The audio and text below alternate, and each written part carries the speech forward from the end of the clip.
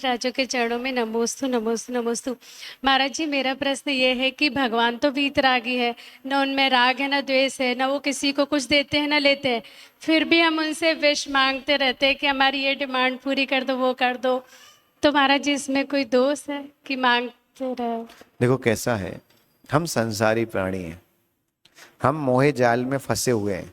हमारे कर्म जो है ना, वो हमें संसार की चीजों के प्रति आकर्षित करते हैं।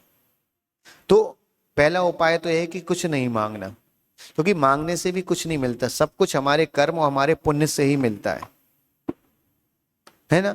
पर मांगना ही है तो संसार में कहीं और नहीं मांगना, फिर प्रभु से ही मांगना, अपने गुरु से ही मांगना। आचार्यों ने कहा पहले तो मांगो मत, और मांगना ही है तो अपने प्रभु और अपने गुरु से मांगो, बाकी किसी और से मत मांगो। तो इस बात का ध्यान रखते हुए कि अगर हम मांगते हैं तो कोई दोष नहीं है, हमारे प्रभु हैं। अरे एक बेटा अपने पिता से नहीं मांगेगा तो संसार में किससे मांगेगा?